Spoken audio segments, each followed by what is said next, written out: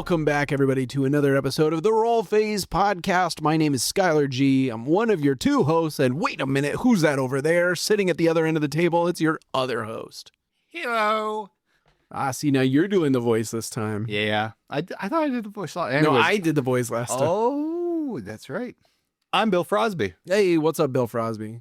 Not You much. got here like just in time. I was like going to record without you, but We're in my house. yeah, you got here just in time. I've been waiting for the last 4 hours I in was your just house. running around the basement, just going crazy down there, just running laps. And you didn't bring back any food from the basement. No, I have like 2 cans of SpaghettiOs. That's food. Did you want those? No, I'm good. Okay. Well, I'm glad you're back from the basement because today we're doing something pretty important for new players. And honestly, I wouldn't be surprised if we have a little something here for longtime players, which is some tips and tricks. We have it labeled as for new players, but I think that's a little presumptive because honestly, I mean, maybe more on your end, you probably got some stuff in there that I think some longer term players, or maybe those that haven't participated in tournament level but have played Dice Throne for a long time, will find very valuable. Oh, for sure. A lot of these tips and tricks are things I notice like when I play against like people who are like new online and like helping them guide through the game, or people I'm just like my friends who I'm like teaching Dice Thrones to, or Which like we just, do often. Yeah, I do. I want to get as many people into the game, so I teach a lot of people. But it's like these are the things. A lot of things I'm going to talk about, like common like pitfalls, problems, and mistakes people make when they first play the game. And the thing is, when you first play the game, I don't blame you for making these mistakes because it's a whole new concept. The game's a whole new concept. It's a board of every character's different. So each time you play a new character, you're kind of like relearning something new. The cards they have unique cards. They have unique status effects. They have a unique board with maybe a unique dice layout. Every character's dice layout is different to their board, right? So you're taking in so much information. Right. And if you're constantly changing from character to character and you're also learning the game, you're learning a lot of things and you will make a lot of mistakes that you don't realize are mistakes because you're more focused on other things. And that's fine because that's just part of the learning experience, right? Absolutely. So this is more for the people who are like, all right, I've kind of got a little more reps under my belt. I feel better about playing the game, but I'm just like, I want to just take my game and skill to the next level, right? I need some advice that kind of like can help better my game, whether it's little small things or like big game changing decisions. And I will say, I've played tons of Dice Throne, and some of this advice I will give is stuff that I've just recently learned. Like, it's really important things that I've been picking up through playing so many games that like you kind of just don't realize this is something you need to always be thinking about. But once you start always thinking about it, your game drastically improves. Right. I also brought some just so people are aware. I'm just letting everybody know I also brought some. Yeah, so, that's all right, fine. what do you got, Bill? You just want me to start? I mean, I can start. You go ahead. I want to actually hear what you've got. But Okay, I'm gonna start with the cliche easy one, and everybody's gonna hate me for it, and that is having fun. Right? We get so focused on tournament play and everything like that, and then we lose focus of how much fun Dice Throne can be, how cool it is to be able to play all of these different characters. And just, taking the time. Like I know we've had some people at our local game store tournament and they'll buy the new characters and then they sit down at the table and they're like, I don't even know what to do with this thing, but I heard it was good. And it's like, whoa, hold on. Go play it. Like, just play it for fun for a little bit. Get used to it. Figure it out. Which actually leads me into my next one, which is Know Your Hero, which we talk about countless times on here. This is for everybody, right? And we said it before a couple episodes ago. Having a character that you know inside and out is a lot more powerful than a character that the meta tells you is the best in tournament play. Absolutely. So that's just something to be aware of. That's an easy one. All right, now we're going into some of the actual, in my opinion, a little bit more meat to this meal. First of all, know your play style. Figure out what you enjoy, and this kind of goes along with that have fun concept. But like, what do you personally kind of focus on? Me, personally, I hate whiffing a turn. I know it's obviously a pretty big no-no, ideally, right? You don't want to whiff a turn that can put you so far behind. And so that's why I enjoy Psylocke as much as I do, just to bring that back into play, is because she has that whole extra dice, really helps you to keep from whiffing. So anyway, that's my play style, which I'm sure is different from Bill's play style. Yeah. Kind of, yeah. You're like, I don't mind Well, whiffing. It's fine. It's funny you say that because one of the characters I love playing a ton is Headless Horseman, and he's regarded as one of the biggest whiff-heavy characters in the Really? game. But I found a ton of success playing him just because I've learned, like, I've played so many games of him that I've learned, like, where you could actually whiff, where his chances of whiffing are based on each roll at each timing and stuff, and I've kind of learned, like, timings and stuff on him really well. And so, like, I think I went on like a 25 game streak where I didn't whiff on him, which is insane because the main complaint people have when you talk to anyone about Headless Horseman, they'll go, oh, I whiffed too much on him. That's why I don't play him. So like I knew my streak of like 25 straight games of like, it could have been more too. I just looked back and I saw 25 games where I didn't whiff. And I knew from my experience, the fact that I hadn't whiffed in that long taught me something that like, what you were talking about, where playing the same character over and over will help teach you where the pitfalls are, where you can make mistakes, the traps and the rolling phase for that character, right? When to stop, when to go for certain things, right? And the more you play the character, you learn all that stuff and it makes you whiff way less, right? So, but to your credit, though, there are some characters in Dice Stones that are very hard to whiff with. They have a lot of different paths on their board that helps you not whiff with them, and they still have some strong abilities that are all around the same thing. Those characters are strong, but my play style is definitely like in between. Like, I think I like playing really aggressive characters who do high tempo damage and have a somewhat card draw economy to them. Headless Horseman's a great example of that. Curse Pirate and Thor are like three of my favorites, and all three of them hit all of those elements. They are high aggressive characters, but they have some economy to them as well. They all have pretty decent defenses as well. So like those are characters I really gravitate to.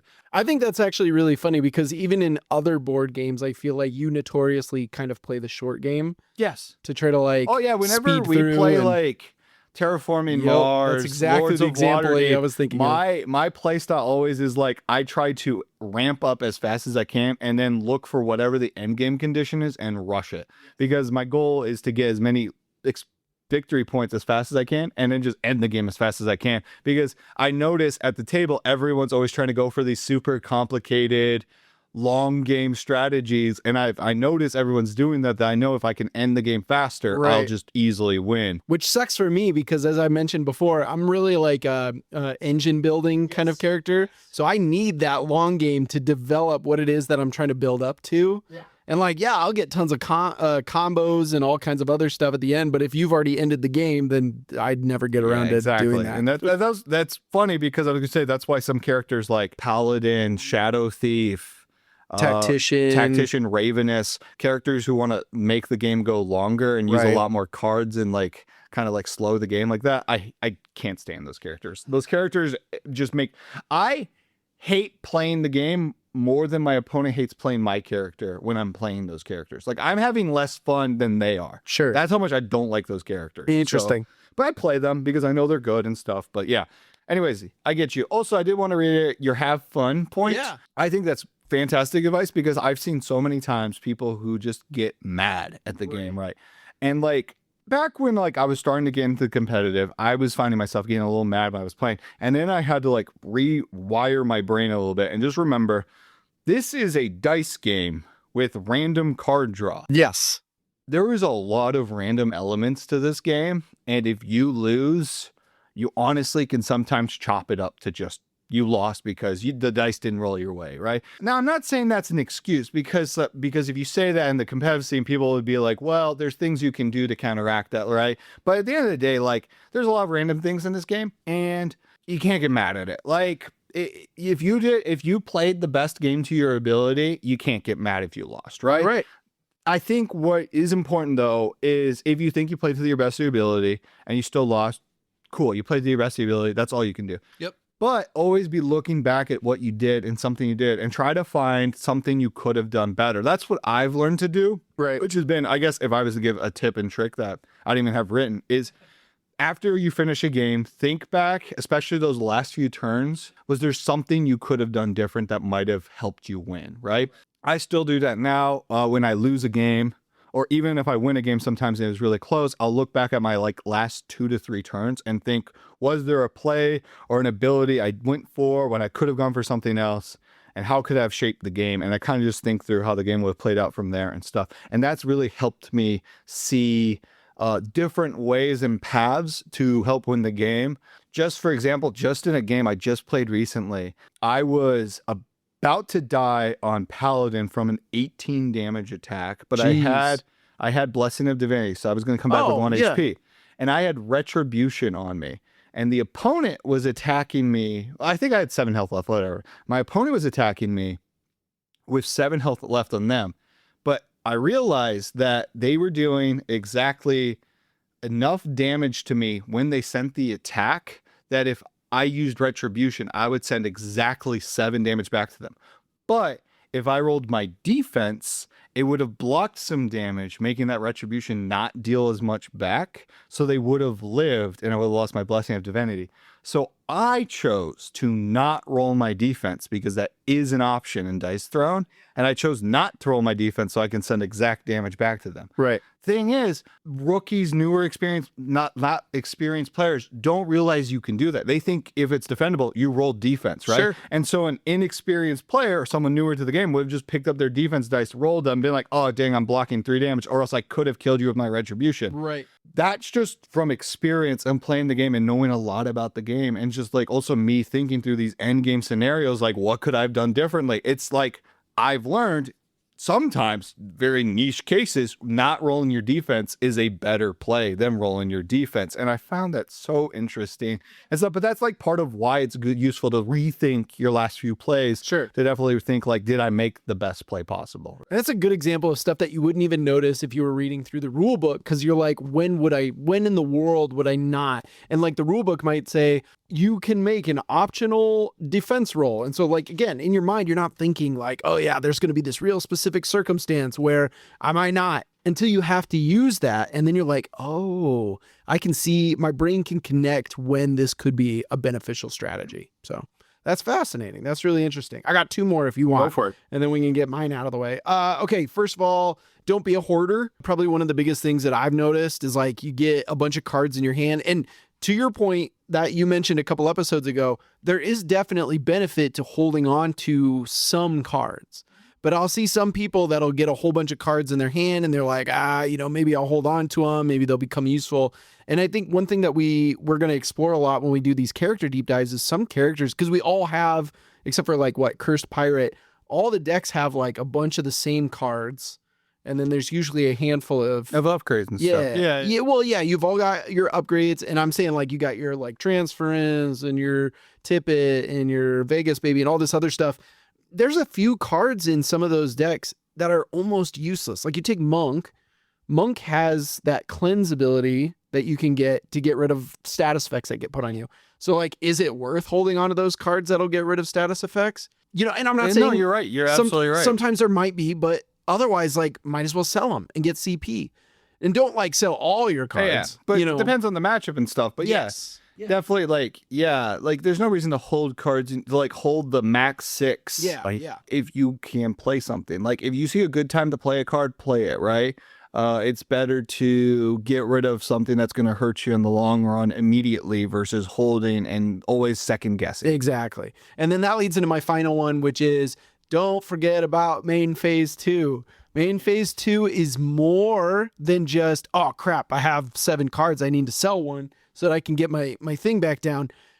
There's so much you could play an upgrade. Well, I don't know if playing an upgrade is necessarily the best. It depends. Hey, if it's you your actually defense. Bring up a great point. That's on my list. Yeah. But main phase 2, never play your defense upgrade in main phase 1. Always play it in main phase 2 because you could use that extra 2 to 3 CP in your turn to play like a So Wild or a Six-It or something, right? Exactly. But if you played that upgrade at the start of your turn and then it comes to like, oh, you're one CP short of playing your So Wild again ultimate, you have to just take a mini, even when you know your opponent really shouldn't have a mod in there. Like, wait, finish your turn. And also, your turn also might give you a little more CP, so you feel fine buying your upgrade without even having to sell a card. You got backups for the other cards in case you have to tip your opponents. That's like the most usefulness of it. Also, another thing is like try to sell your cards in main phase 2 versus main phase 1. But also know why you're selling cards, right? In main phase 1, you're selling cards to really fuel dice mods in your hand. While in main phase 2, you're selling cards to either, it could be a variety of things, but it's mostly you're selling to also fuel mods in your hand and stuff. But it could have been like you played a mod and now you need a little more CP because now you need to prevent an opponent if you have the mod. Or you're selling to bluff. You don't have a mod, but you want your opponent to be scared that you have a mod. You could, instead of selling in main phase 1, you could have played out main phase 1 and then you sell a card and it makes it look like you have something in your hand to stop your opponent because you purposely sold something, right? Like there is a mind game to this all and stuff. And main phase 2 is a great way to really mess with your opponent's head. Also, we talked about this with the Barbarian breakdown, but there is also some cards that are better to play in main phase 2 than main phase 1. Right. Barbarian, for example, there's a card that straight up puts concussion on your opponent. And the reason we said you wait till main phase 2 is because you have abilities that could put it during your turn. Example, Monk's got a card, a 0 cost that immediately puts knockdown on an opponent, but it's a main phase card. Thing about that is if you don't put it knockdown naturally onto your opponent, but you put that knockdown in main phase 1, right? You rolled, hit an ability of knockdown, you just lost out on value there, right? So if you have a thing where you can put a status effect on an opponent, wait till main phase 2, because if you during your turn you put that status effect, cool, you get to keep that card for another turn, meaning you could do back-to-back knockdowns, right? Back-to-back concussions. That's huge, right?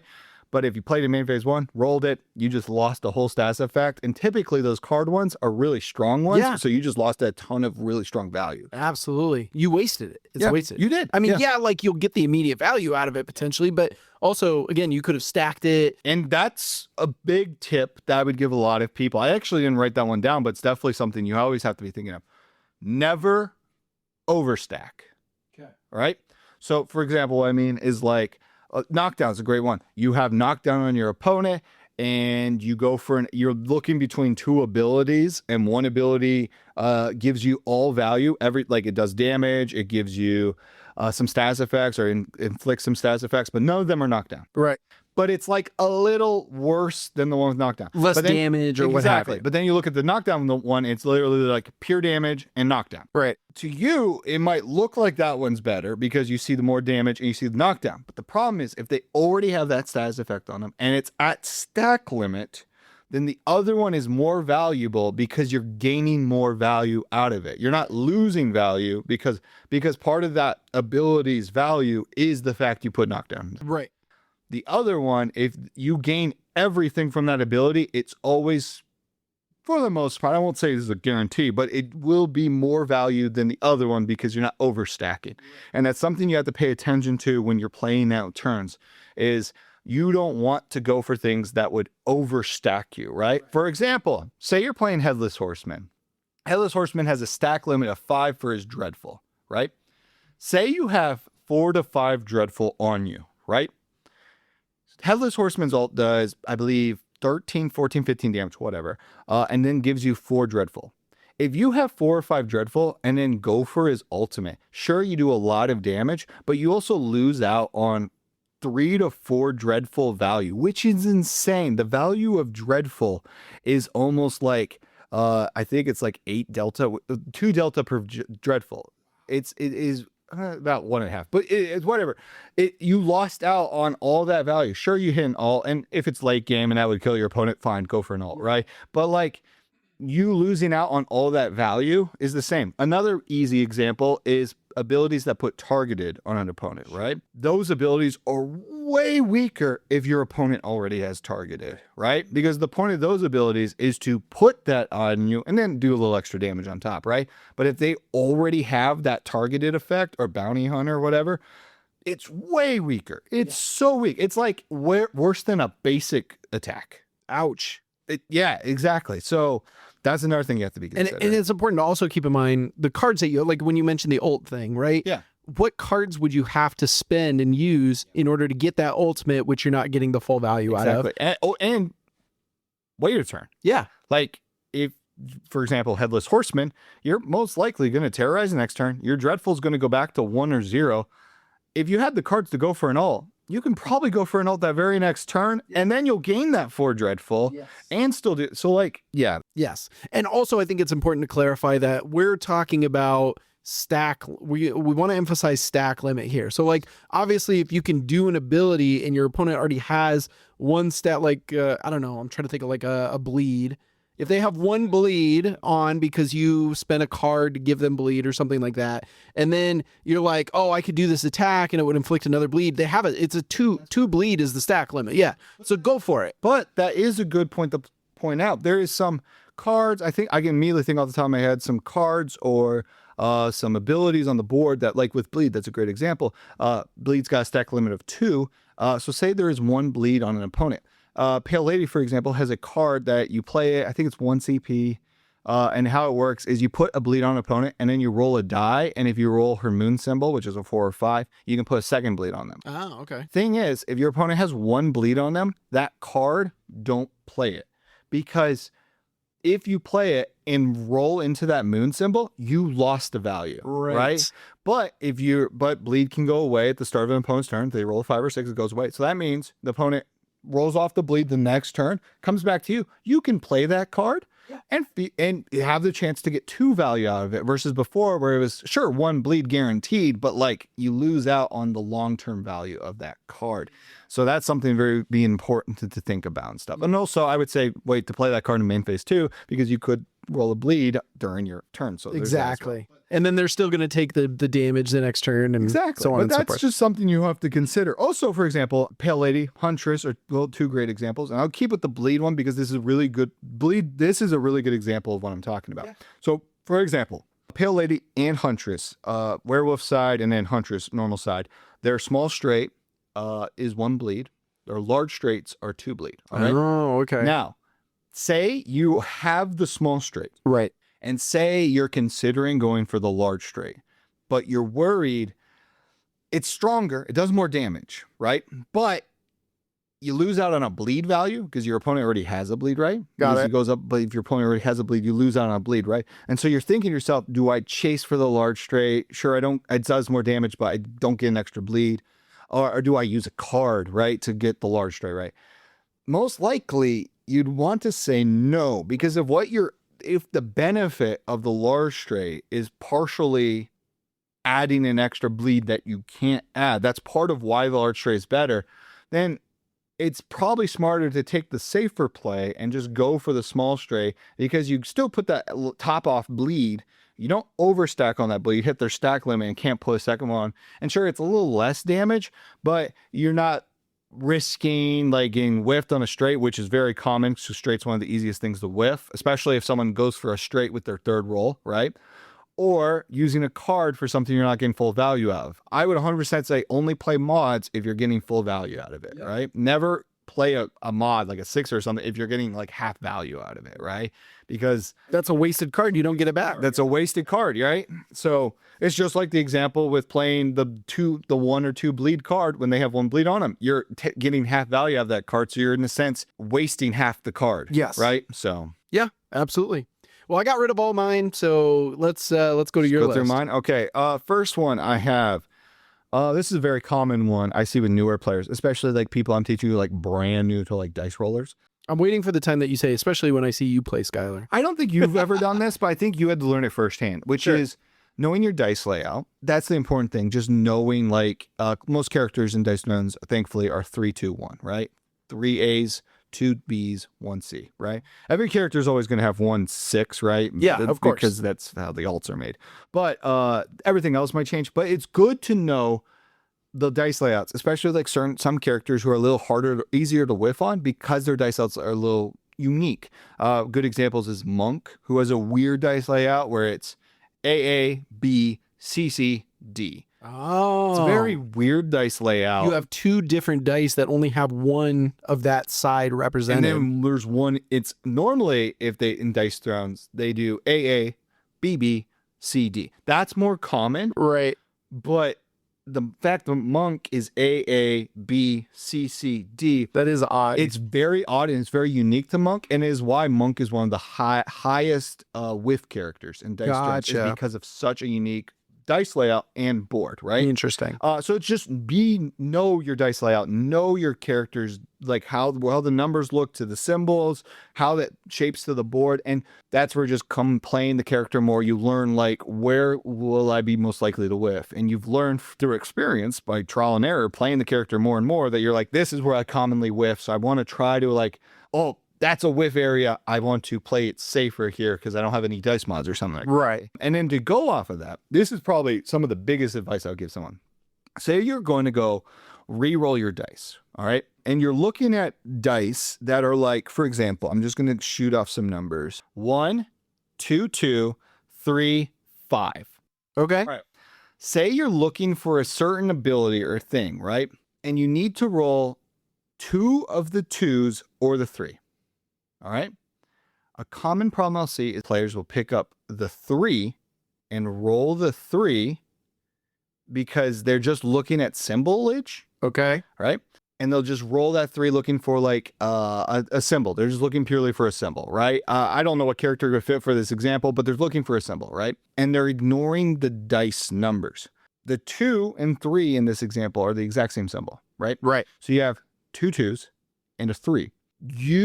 If you're looking for a symbol and you have multiples of the same dice, a duplicate of the same dice number, always choose to roll the duplicate versus the standalone number.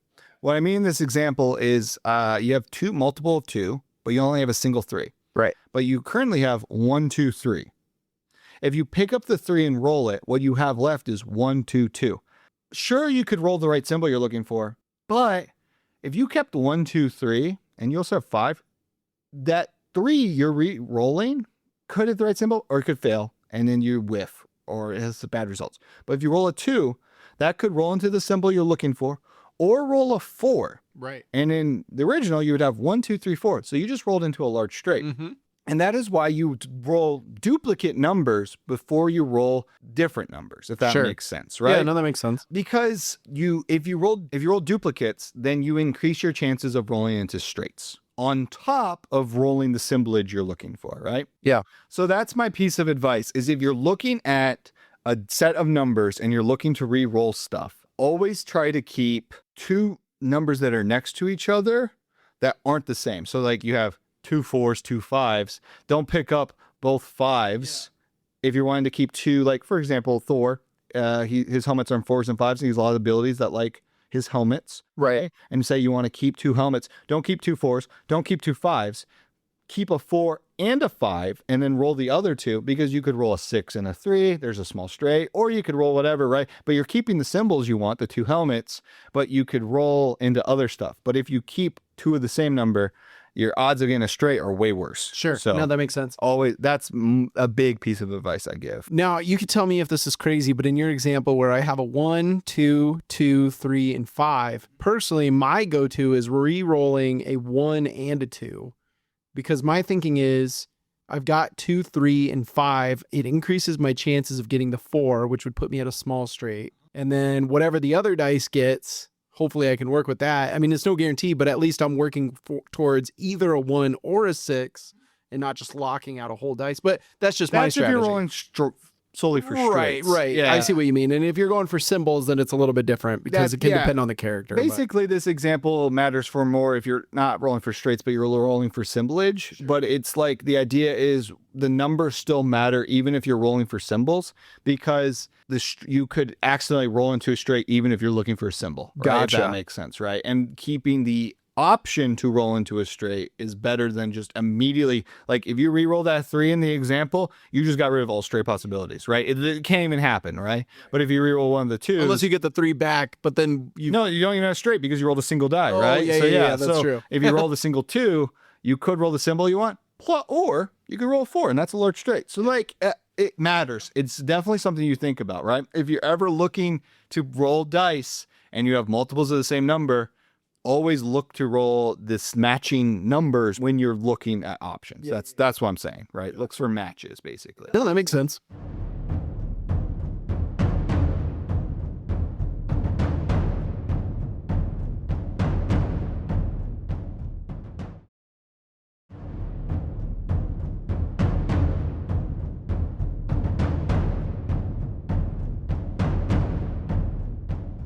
This one actually kind of goes off of a little, it's similar to what you talked about with like hoarding cards. Yeah. The value of keeping cards in your hand versus selling down to 1 or 2 cards is important. So it's not hoarding, but it's definitely keeping your hand bigger to be scarier, right? Yeah, yeah. I will say, playing tons of games, I'm more scared of the guy holding 4 cards with 3 CP than the guy holding 2 cards with 6 CP. Got it. Right? Does that make sense? Right? Yeah. Like, sure, those 2 cards could be good, but like, it's only 2 cards, right? I'm not as scared of it, right? Is it a situation where it's a healthy balance though? Because obviously, if I got 5 cards in my hand and I only got 2 CP, that's not good balance. Yeah, that's not good balance. It's a healthy balance, and that takes time and learning the game and stuff. But like, I always try to sit around, especially in the mid to late game, 3 to 4 CP with about 4 to 5 cards. That's where that's the happy medium I always try to sit at. And that involves not spending cards early. But me, I'm an aggressive player, so I tend to spend a little more cards early. So I usually have smaller hands with like less CP, but that's fine with me because that's my play style, right? But if I'm giving a general like rule of thumb for people about 4 to 5 cards in your hand with about 3 to 4 CP at all times. It's a range that's scary, right? 3 to 4. Absolutely. 3 to 4 CP is a scary range that could be twice as wild in their hand, like at any time, right? And then 4 to 5 cards. Like when I see an opponent with 4 or 5 cards, I am worried that like they could have one of the cards that could hurt me at that moment. So like keeping your hand big is better than just constantly having like 1 or 2 cards because you're not as scared of that, right? Especially if someone's looking to go for an ult, right? Like if someone's like, I got some good ult cards, right? I really want to chase an ult, right? And they look at their opponent and they see around 4 to 5 cards, even 6 in their hand. They go, ooh, I might have to hold off playing hard chasing an ult, right? Right. Until I see them lose some CP or whatever. Because the last thing you want to do is get the ult and then have them be like, oh, well, I'll make it re-roll that. They're holding a single card with 5 CP. Worst case, it's twice as wild. Right. But you can play around that because, once they play that twice as wild, you have free reign to do whatever the heck you want, right? Like what? They're going to draw 1 card next turn. Yeah, but they can't stop you that turn. And they'll be down to 2 CP, right? Because twice as wild is 3. Well, but up. Oh, well, I guess, they'll be up 1 because of the next turn, but 3 CP with a new card, and that new card could be like an upgrade, and they're going to have to like buff it or whatever. It's definitely not going to be twice as wild anymore. So that's why it's more powerful to just always try to hold cards. And I'm not saying hoard them. Like what Skyler, when he was talking about the hoard, is like you have 6 cards in your hand, and you're like, oh, I could play this card, but is it now the perfect time to play it? Right. Like that Skyler's advice there is like, don't be afraid to play cards. If you think it's the right time to play it, you should probably play it, right? But what I'm saying is don't be like throwing cards like crazy, because if your opponent sees you with not many cards and not much CP, they will be more likely to play riskier. And when you're holding that few amount of cards, even if they're good cards that could counter your opponent, you run out of options faster because you just don't have them, right? So that's my other piece of advice. It's like the rules of the street, right? That guy looks desperate. Yeah. I don't want to mess with him. Exactly, right? He's capable of anything now. Yeah, exactly. What's your next tip? Think through every option for a card when you draw it. This one is really applies to like timings. Like, for example, upgrades, you'd think like, how many times do I think I'm going to play this card? Like if I play this card, how many times do I think I'll activate it, right? Yes. If the answer is like 1 or less, sell it, right? Like, and that's something that we are obviously, this is a hard recommend for our hero deep dives too, because we're going to go through, well, I mean, we already have, right? With the Barbarian, we're going to go through each and every one of their upgrades and be like, is this really worth it? Are you going to be using this? And is it even worth using in comparison to not upgrading that ability at all?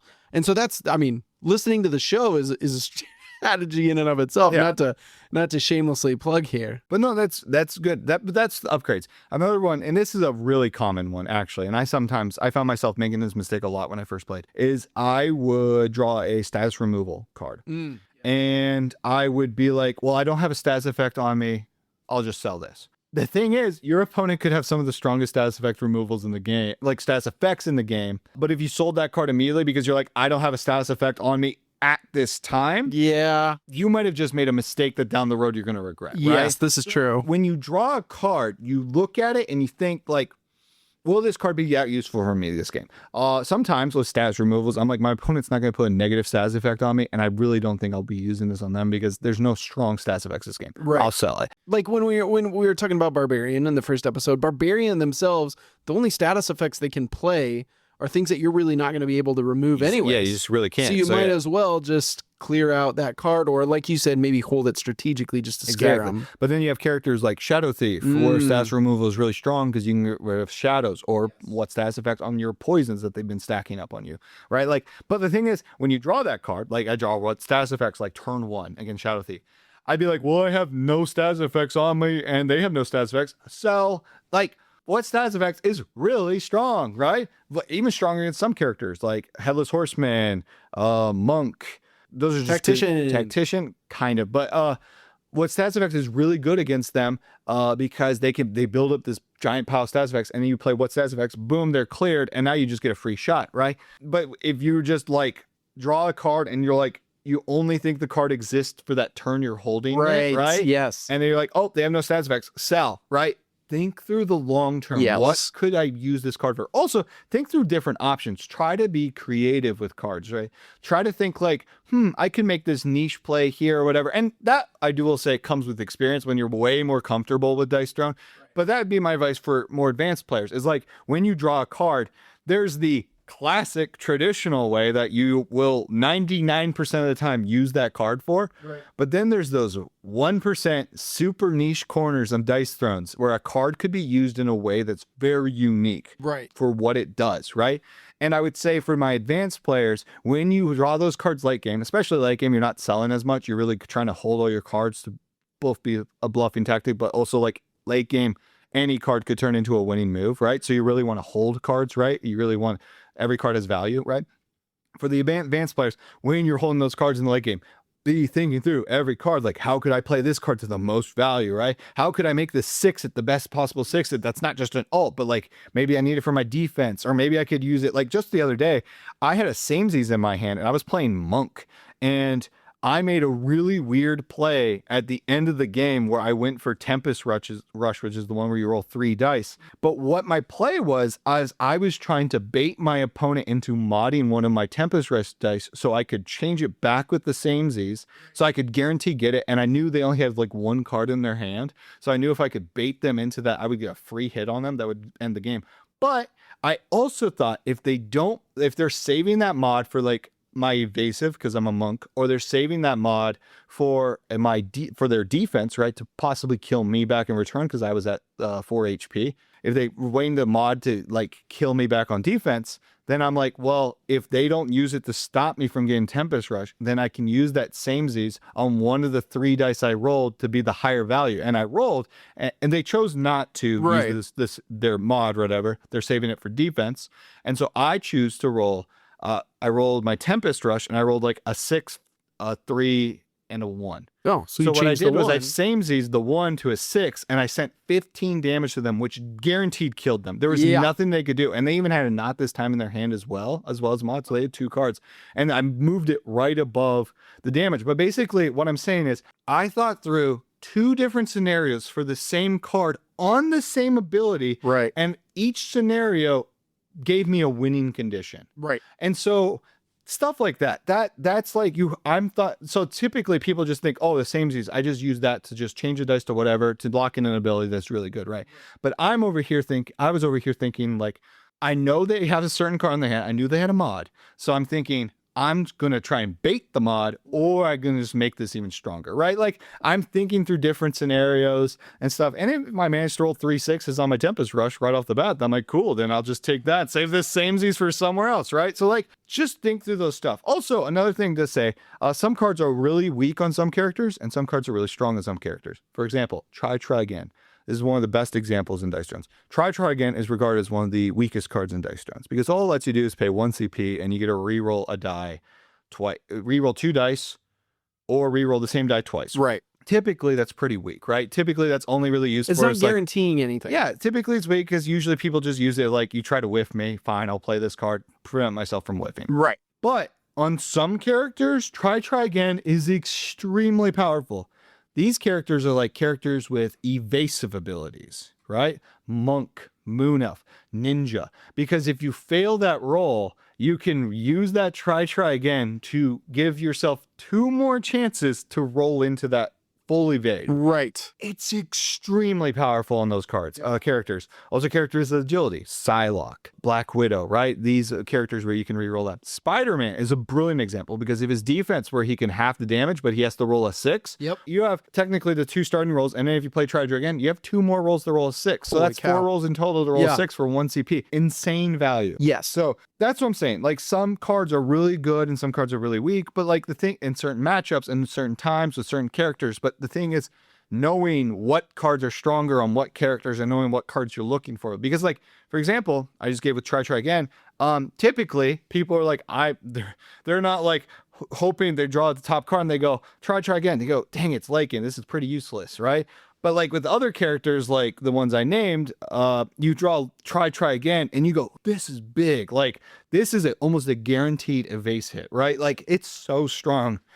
Yeah. So it's knowing those cards, knowing what's strong, thinking through every option for a card when you draw it. And I think it's important to also, and I'm just here to learn and to shamelessly plug, but we will be doing episodes down the line called The Starting Hand. It's sort of like a sub-series within the podcast where we'll be taking cards from each, well, specifically from the standard deck, and we'll be overviewing them. Things like this exactly are perfect examples of when are the best times to use them, what heroes can make really good use of them, things along those lines. So just something to look forward to is, I mean, there's a lot of elements to Dice Throne, which makes it such a great game. And one of those elements is the cards and how they can be used in these really creative ways. So that's just something that we will be analyzing. So just be aware of that. Keep your eyes open for it, or your ears open more likely, but I digress. Anyway, okay, what else you got? If you can stop rolling after the first or second roll, take it. Oh yeah, 100%. That's just a big piece of advice. Don't ever, if you, like, I give an example. I said, if you roll a small straight on your first roll, you could try your second roll to hit a large. But if you don't hit it on that second roll, just take the small straight. If you have a good ability that you're fine with after the first or second roll, just take it. Yeah. Because if your opponent really wants to, like, your opponents are way less likely to force you to whiff, like use a mod, if they knew you're locking something on your first or second roll, right? Because they know you have more rolls after that. And that is, I guess, a thing that for newer players, they just don't realize. I've noticed with newer players, they think if they lock something in on their first roll, for example, and it's some opponent changes one of their dice, they think, oh shoot, I locked it in, that's a whiff. No, you have all 3 of your rolls every turn, right? Like, if you lock something on the first roll and someone changes it, you still have 2 more rolls. Right. Which is why I'm saying try to lock something in earlier, because if your opponent changes something, you still have 1 or 2 more rolls to work off of what they changed, right? Go for a better ability, go for a stronger ability. Sometimes I've seen people where, like, there's a card called Helping Hand, which lets you re-roll an opponent's dice. I've seen some people lock in something on the first roll, and then their opponents like roll that, like they lock in a small straight first roll. And, or like a large straight, whatever. Your opponent says, re-roll that die. And then they roll like another 6. And now they're saying with 2 6s. And they're like, well, that my opponent just used Helping Hand. And I have twice as wild in my hand. And they're out of CP now because they have like 1 CP, 1 card. But I'm like, I still have 2 more rolls because I locked in on the first roll. I'm just going to pick up the other 3 and just roll to see if I get some more 6s, since I know my opponent just used a dice mod, right? Yeah. Like, I got a samesies in my by hand. locking in something on the first turn, you just accidentally gave yourself better odds of getting an ult because your opponent chose to change you. Or if they chose not to change something, then that means you didn't have to spend anything. Yeah. You got full value of an ability. You didn't have to spend anything. You did scent damage, whatever. And then pass your turn, you still have all the cards in your hand, you still have all the value, you still have all your CP, and you did your ability. And your opponent wasted money to potentially, if they choose to whiff. Yeah, exactly. And so, yeah. And that's the other thing I would say on the flip. Try to wait to use your soul wilds. And that's my other advice that Unless I have you're here. really that's desperate. My next advice tip, actually, is some of the best cards in the game are soul wild, tip it, Helping Hand, and twice as wild. All 4 of these cards, every deck will have, and they're 4 cards you can use to change your opponent's dice. This is why it's important to lock in early, because this could happen to you. And on the flip, this is why these cards are so important, because they have way more value if you use it on your opponent than on yourself, okay? Because think of it like this. Say you're going small straight, large straight. It's a perfect example here. Say you have a small straight, and you have a soul wild, right? Or a tip it, whatever. and you could change one of your dice to finish and make it a large straight. Okay. Say, for example, tip it. Very simple. Yeah. 1 CP, change a die up, 1 or down, right? I use it to make my small straight a large straight, right? I paid 1 CP to gain 4 value, because typically the difference between a small straight and a large straight is like 4 value, right? So I paid 1 CP to gain maybe 3 to 4 value, right? On the flip, say your opponent locks something in on the third roll and you use a tip it to change one of their dice to something is a whiff, right? It either forces your opponent to spend a card in return or they whiff. But the average dice turn ability is 7 or more. So what you just did is, if you do force your opponent to whiff, you just gained 7 value over the opponent for 1 CP versus the other example where you modified one of your dice for 1 CP for 4 value. At the end of the day, it's better to cause your opponent to do nothing than it is to cause yourself to do a little more. But Bill, I'm from the Midwest. We're notoriously known for our hospitality and being nice people. How am I supposed to be expected to decimate my opponent's entire turn? That's so mean. It's the game. It's the love of the game. Oh, I don't know if I can do that. I will say, funny story. This is a little segue, side story, but I will say, back when Skyler and I first got into playing Dice Drones, I said, I told you guys we did local tournaments with our friends, right? And I will say a common trait we always used to do in our local tournaments with our friends was we would lock in abilities and then just immediately pick up our dice or just start gaining our status effects and card draw, whatever. Yeah. Immediate. We wouldn't even wait to see if our opponent let it go through or not. We just go, oh, I'm locking in the large straight. And they just start gaining the effects. And then the opponent had to be like, actually, I'm going to play this card to stop you. But they're already like rolling like the next phase and they're already drawing cards. And you're just like, hold on, what's going on? Right. And the thing was, we self-taught ourselves that because we learned that, like, I don't know how it caught on, but basically we learned that, like, if you go fast enough through your turn, that your opponent, because we would talk a lot, have side conversations. And so if we've realized that if you go fast through your turn and lock in ability and just start taking stuff before your opponent can realize what you did, they'd be like, oh, shoot, I guess I missed that chance to whiff you there. Oh, well, I'll try next turn, right? And it taught us to play a little scummy in a way where we like trying to, like, we weren't purposely trying to cheat, because when we were new to the game, we thought that was just kind of the rules. We thought it was like Monopoly rule, where it's like if someone lands on your property, right? Like it's up to you, the landlord, to catch them, and if it passes to the next turn before you catch them, they don't have to pay. Which, mind you, is a terrible rule. It's a terrible rule. That's a terrible I freaking rule hate because that rule. that's just cheating. Yes. You're just cheating. Yes. But that's the same concept we were doing with Dice Drones, where it's like, if my opponent doesn't catch that I did this ability fast enough, I'm gonna do it. It's like, no. I will add that oftentimes it really truly was like that Midwest nice. Yeah. Where, like, sure, you might be holding a card that says you can change a dice, but most people were holding it for themselves, which goes back into exactly what you're hinting at here with this tip, is like the value of disabling somebody else. Also, the other thing is, like, when you get into the competitive scene, what I'm saying, it totally makes sense. But when you're brand new to Dice Drones, you think that the cards in your hand you're only going to use for yourself. Yeah. You don't even consider that you could use them on your opponent, right? Unless if your opponent gets an alt, then you're like, oh, then I should play these cards, right? Like, the only card you actually, like, a new player to Dice Drone will think they can use on their opponent is Helping Hand, because it's the only one you can't use on your own dice, right? Everything else you can, like Tip It, So Wild, Twice as Wild, you can use on your own, right? So you think these are just to help me get an alt, right? Helping Hand, though, you're like, this has to be used on my opponent, so I'll play it to stop my opponent, right? But you don't realize you can use the other 3 and they have way more value that way. And that's just like a problem newer players have with this game. And that's fine, because when it makes sense at face value when you first learn the game, is like, these are my cards, these are from my dice. It makes natural sense. And I don't blame you. Everyone, when they first start playing the game, they think that's just the way it goes, right?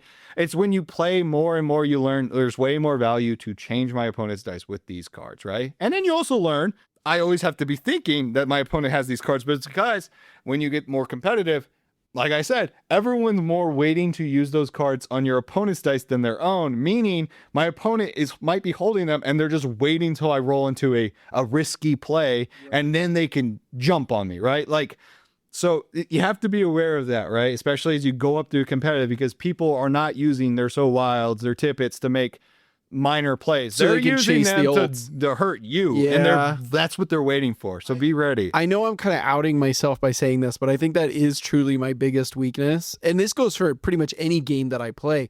I like to sit there and play my own game. I might actually really enjoy solo gaming, but I just can't really bring myself to do it because I really enjoy the social aspect as well. But I have been in tournament play, ranked tournament play, and hesitated to use certain cards against my opponent because I felt bad about it. I kid you not. In fact, just like two tournament plays ago, I probably could have wiped. I think I ended up winning anyways, but I could have ruined the game even faster if I had played a certain card to throw off my opponent who was using, I don't know, like a large straight or something like that. And I should have done it. And I thought about it afterwards. I was like, why did I do that?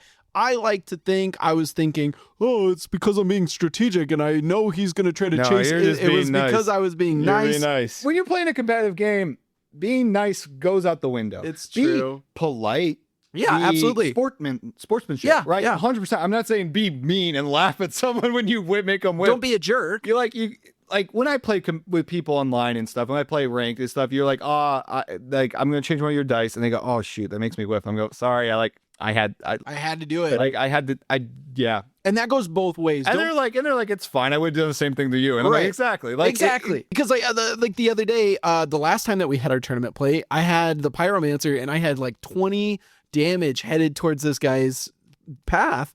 And he just happened to get the stuff that he needed to completely dodge all the damage. Yeah. I'm not sitting there throwing a huge tantrum, smacking the table, throwing the game around. Like, dude, I get to walk away and say, guys, I was able to get my damage to 20. And then it got all blocked. It all got blocked. A card so it's like, and a dice roll. And it's like, that's the game. I'm right? going to remember that for like the rest of my life. That was such a crazy play for both sides. And it was cool. Yeah. It was really cool to see just how lucky we both got. Yeah. And that's just part of the game. Yeah, absolutely. Don't be mad for someone else is doing something. And like I said, when I play, I expect my opponent to have at least a card in their hand at all times. And I guess that's another tip I could give.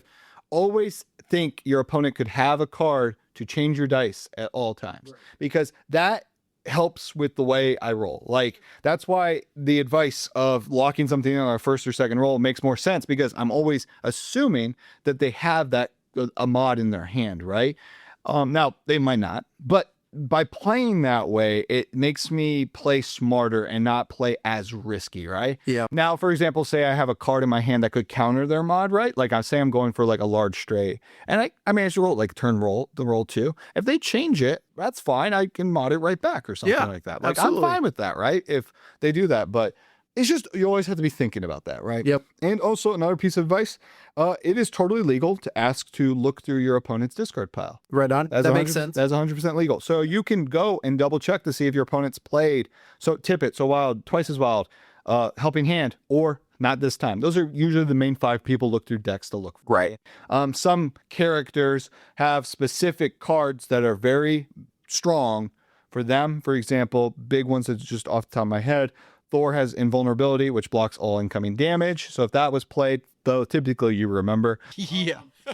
Shadow Thief has a card called Enter the Shadows, which gives them a straight up shadow. Yeah, which is hugely powerful. Just blocks all damage. So it's basically invulnerability. But again, you'll probably remember they played that, right? So like, but that's the thing though, is like, say they played it turn 1. You've gone through like 5-6 more turns. You probably might have forgotten. Like, there's a lot that goes on. So that's why going through their discard pile, and it's totally legal. It's total standard. You're allowed to do that in competitive play. This isn't poker. We're not playing for millions of dollars. Exactly. You can't like try to like, you are allowed to ask to see your opponent's discard pile. Fantastic. And just like, and vice versa, they're allowed to ask to see yours, right? And usually when you play a lot of competitive, when the opponent asks to do that, typically what people do is they go, sure, yeah, they go whatever, they hand them the deck, or they go, oh, are you just looking for mods? I have this, that, and they just like, if someone asked me, I'd be like, I know what they're doing, they're asking for mods, so I'd be like, I played Tippet, I played Twice, I played So Wild, like I haven't played I'll even say like, I haven't played Not This Time yet. I'll say them, they could be in my hand, they could be in my deck, I don't care, because I know at the end of the day, that's what they're asking for, right? Someone's asking to see, what mods have you played that could stop me, and have you played Not This Time, right? So like, I'll give them the information. I'm not trying to hide anything. This is true. I would also add to this tip, it is completely legal to ask to see your opponent's hand. It is. They probably, in fact, 99% of the time, I don't think they would show you, unless I think there might be a card There's or some character. Cards. There are some cards and characters that let you see your opponent. Yes.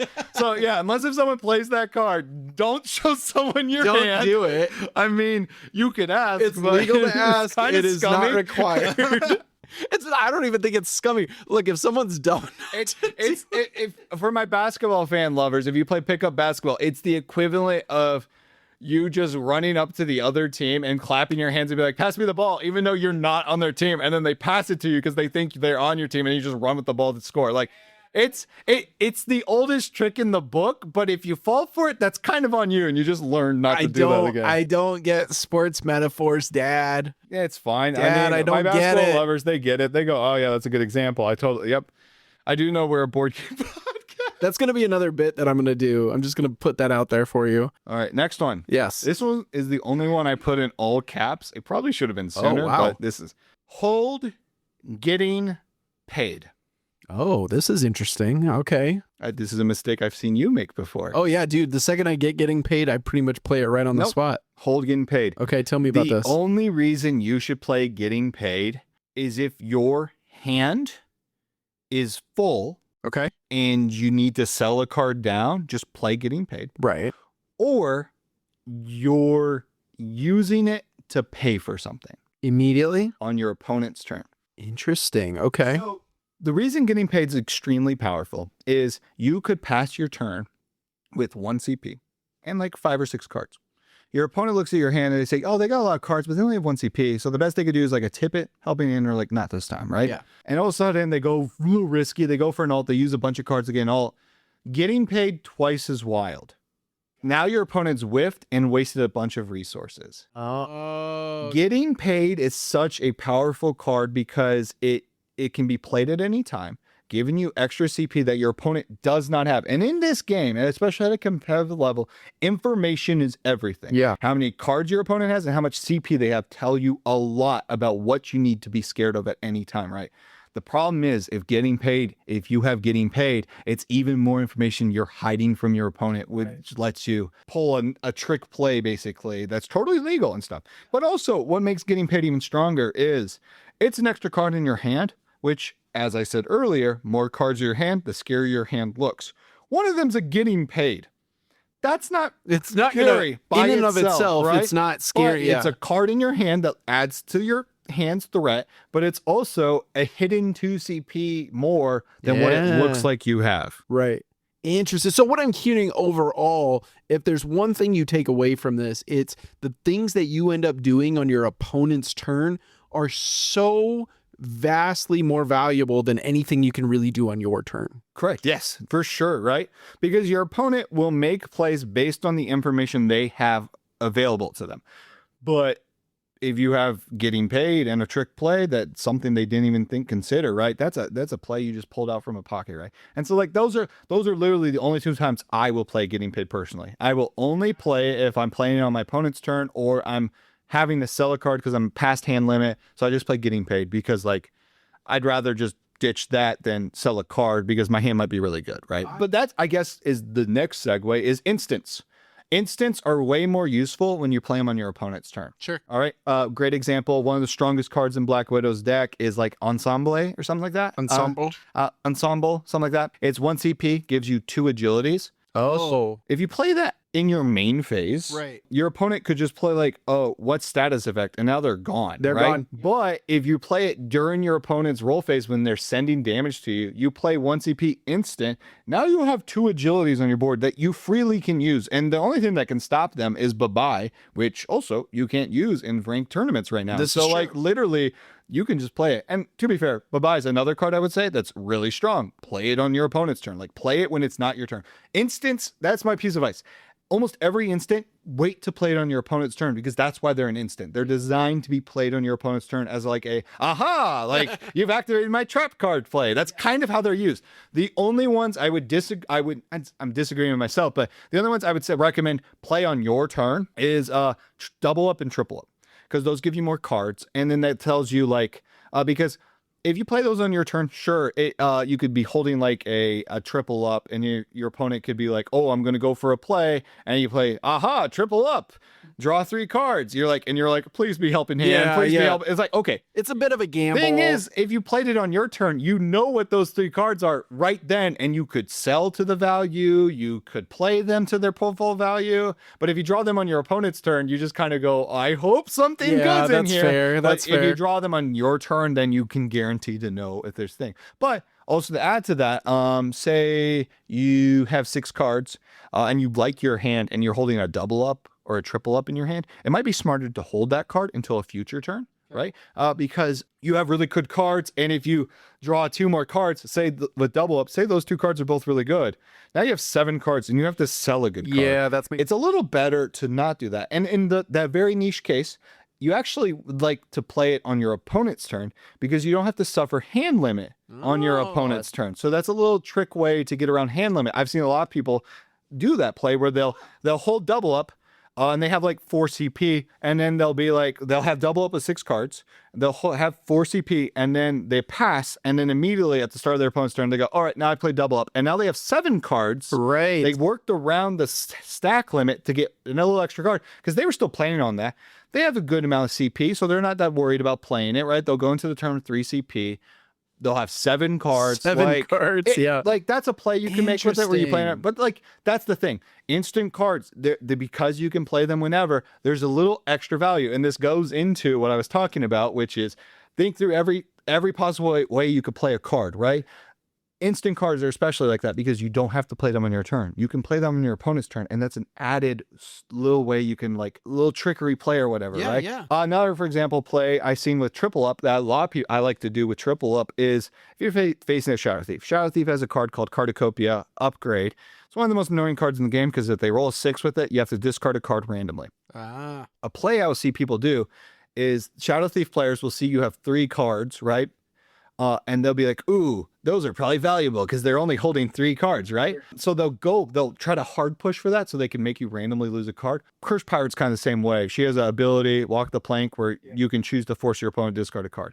It's not random, but you get to choose which card to discard, right? If you hold triple up against those opponents, they could activate that ability. And then after activating, you go, okay, that goes through. And then after it's activated, instants happen first. So then you could be like, all right, now I'm going to play triple up. So now you gain 3 more cards on top of the 2 other ones you have. And now you have 5 cards. And so, like, the other 2 you kept, of course, because they're strong, right? But now you basically drew 3 cards that are, like, protecting that card, right? That's like another trick way to use triple up. But yeah, it's very specific. It's very niche, but it's, obviously these are the strategies that when you know them and you use them, you increase. I've got another niche strategy with double up and triple up as well. Okay. There's characters, again, Cursed Pirate, Shadow Thief, great examples, where they steal your CP. Yes. Right? Say you have 1 CP and you think your opponent's going to steal one of your CP, right? And it's early game, right? If you purposely keep instant cards, you could be like, all right, I'm going to steal one of your CPs. Right? And you have 1 CP left, but you have double up in your hand. You're like, okay, fine. I play double up. I lose that CP. Now you don't steal it. Yeah. Instants happen first, right? Right. Interesting. So now you don't get anything. They don't which get is wasted value on the ability. I get full value, yes. And they get less value. Yes. Okay. I guess if you're learning a running theme, it's always choose the action that gives you full value and makes your opponent lose value. That's always the goal with every action you take. The 2 commandments of Dice Thrones. Max value. Do things on your opponent's turn. Focus on doing things on your opponent's turn. Yeah, those are really golden rules of this game, right? Absolutely interesting. Okay. All right. Another rule, always go for the safer option if you have 0 mods in your hand. Okay. That's just a play. That's pretty straightforward. That's a pretty straightforward rule. Kind of goes into the one where it's like whatever you roll on the first turn, stick with that. This one's a little more niche, but it's never roll a single die if you're looking for a single number in the middle of a straight. Fair I've seen a lot of people do that where like they'll have like 2, 3, 5, 6, and then they'll have like a second 5, right? Yeah. And they'll pick up that second 5 and they'll be like rolling. And I'm looking at their dice layout and I go, they're rolling specifically for a 4. Yep. their symbolage doesn't matter here. They're looking for a 4, and if they don't roll a 4, they're whiffing. They're screwed. Yeah, absolutely. I see people make that mistake. Oh, yeah. It's a little more common with brand new people, but it's a very common thing you'll see where like you roll a single die looking for a single number. Yep. Don't do that. That's a 1 in 6 chance. Don't do that ever, right? I don't care if you have 2 rerolls left. Yeah. That's still only a 2 in 6 chance. Don't do that. Don't do that. Like, it's not smart at all. Right. Play, don't do That's that. still not even 50%. You're not even like a halfway possibility. That's pretty ridiculous. And then my final thing I had was just like, and this one kind of comes with playing a character a little more often, right? Knowing what upgrades you want to play for that character, Yep. right? Because typically it's recommended only to play like 2 to 3 upgrades for a character. Anything beyond that, you're losing value, right? And some characters, they don't have really good economy, so you really only want to play like 1 or 2 upgrades, right? Also know when to play upgrades. Like I've mentioned many times, you ask the golden rule like to yourself, like how many times am I going to use this ability if I upgrade it? If the answer is 1 or less, don't play it, right? And like especially as the game goes on, right? Like say some upgrades are really strong early, right? If you try them, turn 1, 2, instant play, right? But say like you're at 10 HP and combat points are extremely valuable when you're at 10 HP. Playing an upgrade when you're at 10 HP is one of the stupidest moves you can make. If I see an upgrade, I'm either instantly selling it or I'm using it as an extra card in my hand as a bluffing. Right. That's it. Late game. Like, yeah. So it's all about knowing when and why you're playing upgrades, Yeah, right? Like, that makes sense. just think through the full value of them. And that's all of my tips and tricks. I'm sure I could ramble on longer and stuff, but those are a lot of my big ones and stuff. And again, I mean, a lot of this is targeted towards either new players or players that maybe don't really do a lot with tournament play or have ever participated in tournament play. I'm sure a lot of people that do are probably like, yeah, we've heard it before. We get it. We do it all the time or don't do it all the time or whatever the case. But yeah, hopefully this stuff helps out to increase a little bit of that strategy. I mean, even if you are playing with your friends, now you get to go show off all these clever tips and tricks that we've offered you. Some of these, you're going to focus on slamming them on their turns with all your instant cards, and they're going to be psychologically terrified of you because you have 5 cards in your hand and 3 CP and you're capable of anything. So anyway, hopefully that helps you guys. Hopefully that offers some sort of benefit here. Again, that's what we're here for here at the Roll Phase Podcast, to give you guys a little bit more strategy, a little bit more insight into how the game works. I mean, I'm doing my best. I'm just Skyler G. Yeah. That's all you can hope for. That's all you can hope for from me. But thankfully, I've got Bill Frosby here to really give you guys the true in-depth insight here for the Dice Throwing game. So with that being said, I think that's everything we got for this episode. We will see you guys next time. Well, that's a wrap on another episode. You know what, Skyler? But with the Roll Phase, there's always more on the way. We want to say a massive thank you to all who tuned in and joined in on the Roll Phase. That's right. And if you enjoyed the show, please hit that subscribe or follow button on whatever platform you're listening on right now. It really helps the show climb through the rankings and get in front of more listeners. And don't forget to find us in the wild. You can follow the Roll Phase on Facebook, Instagram, Blue Sky, and TikTok, where we'll keep you updated on new episodes and even post more content following us and our Dice Throwing journey. Yeah, who knows? We might end up at a convention near you or doing an impromptu video about a brand new character announcement. Yeah, and if we hit 10,000 subscribers / followers, Skyler will dress up as his favorite Dice Throne hero, Psylocke. Wait, what? Oh, and don't forget, we want to keep the Dice Throne community growing, so be sure you're also following the official Dice Throne social accounts to help support this game we all love. Yeah, good idea. Hey, can we circle back to the Psylocke thing? You're right, Skyler. The best way to grow the community is to support the original creators. Yeah, I know, but Until next time, this has been... You're supposed to say it. The Roll Phase Podcast. See you all next episode. Hey, I never agreed to.